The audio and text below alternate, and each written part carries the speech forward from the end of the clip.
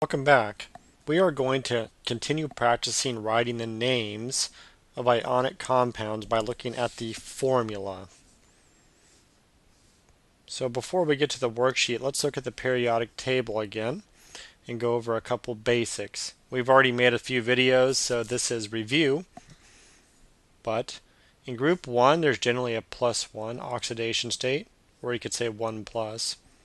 Group 2, everything is a +2. Halogens have a -1, -2, -3. Then over here in group 3 or 13 there's a +3. What this means simply is that these elements are likely to lose electrons and these elements are likely to gain electrons. So these will become anions and these are cations. And that has to do with electronegativity and also the number of valence shell electrons. The transition metals have multiple oxidation states. So that means that copper sometimes could lose 1 electron. Sometimes it could lose 2 or even other amounts. So for these transition metals we have to write down a Roman numeral to signify which oxidation state it is. Another exception would be zinc and silver. Zinc is always +2, so there's no Roman numerals when you write zinc, and silver is +1. I remember that because aluminum is 3, so we have 3, 2, 1. We do not have to write down Roman numerals for any of these. Let's look at our worksheet here. This is the anion here. This confuses people because there's a 2 and a 3. All this means is there's NO3 and another NO3. There are 2 polyatomic anions. NO3 is nitrate, and if you don't know that, keep a list handy until you memorize most of these. Nitrate has a -1 charge. And there's 2 of them, so this whole thing over here has a -2 charge. And remember, the cation has to cancel that out. Calcium has to be a +2 no matter what, so that makes sense. There's 1 calcium. See how there's no subscripts? So that 1 calcium cancels out those 2 nitrates. And that is written as calcium nitrate. Now down here we have the exact same thing. Nitrate, there's 2 of them, so this is -2. And iron. If we look at iron, we see that iron is a transition metal and it could have different oxidation states. Right here we know it's +2. This whole thing is -2. There's only 1 of these, so that has to be a +2. So we will write down iron. But since it's a transition metal, we would have to write down the Roman numeral 2. And that 2 comes from the charge on it. Nitrate.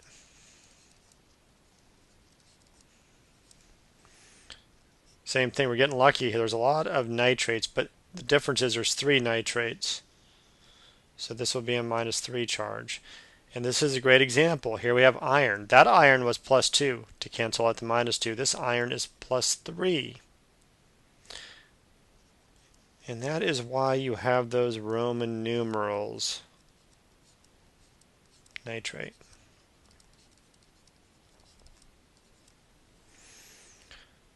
Remember, this 3 just means there's 3 OHs. An OH is a polyatomic anion. It's called hydroxide, -1. So there's an OH minus OH. And when in doubt, I always say it, write it out. When in doubt, write out how many you have so it helps you understand what's going on. You can write out anything you want. We're just trying to finish this worksheet here. So I have a -3 over here. So that aluminum right here, that aluminum has to be a +3.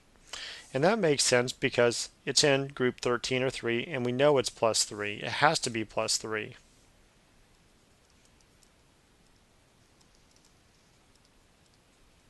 Aluminum hydroxide.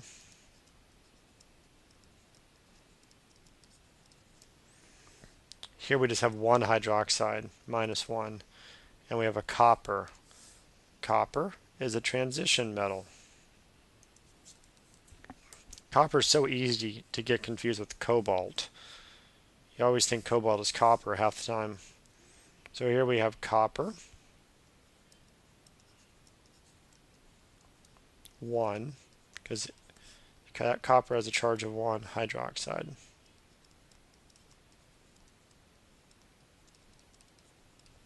Okay, making some progress. Here we have 2 hydroxide. Zinc has to be a +2 charge. Here's zinc. Zinc. And we don't use Roman numerals on zinc because we know it has to be +2, even though it's a transition metal. So it's zinc hydroxide. And we're right back to nitrate, but now we have 4 of them. So this is -4. And we have lead. Lead is right here. It's not a transition metal, but it has to have a Roman numeral because it does have different oxidation states. So we have lead, 2. Oops, sorry, that has to be 4. See how easy it is to make mistakes? Lead, 4, hydroxide.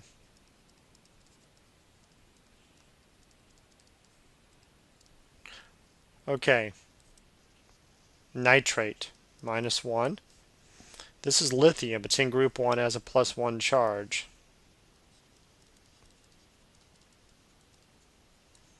Lithium nitrate. This is a little bit different. This here is phosphate, -3, 3- charge. Notice how there's 2 of them. So really, what that is showing us is PO4 and a PO4. Now together, that's going to be a -6. And that makes sense because this calcium is a +2, but see how there's 3 of them? There's a calcium, and a calcium. 2, 4, 6. That side's +6, and that makes sense. That's what it has to be. So we have calcium,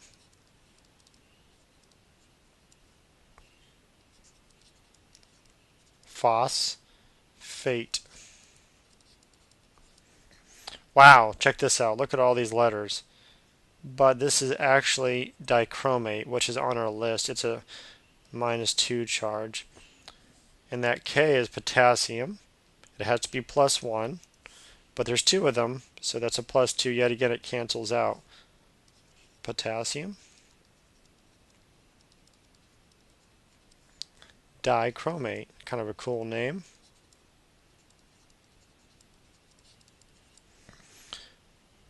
Carbonate, -2. It's a polyatomic ion right here, carbonate. And calcium.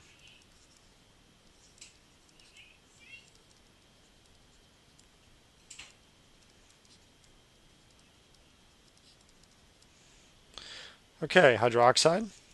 And our old friend ammonium. It's a positive polyatomic cation. Ammonium. NH4 plus. So that's a +1. This is a -1. Ammonium. Hydroxide.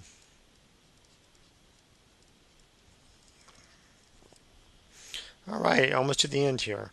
Sulfate, -2. Barium, +2. Barium's in group 2. Has to be +2. Barium, sulfate. And we have sulfate again, but now we have copper. Well, that copper has to be a +2, and we got to use a Roman numeral because it's a transition metal. Copper 2, sulfate. All right, well, I hope that helped you out. We might make some more videos depending on how solid we are in class. And just keep practicing this. You have to practice all of this just repeatedly to get good at it. Okay, thanks again, and talk to you later.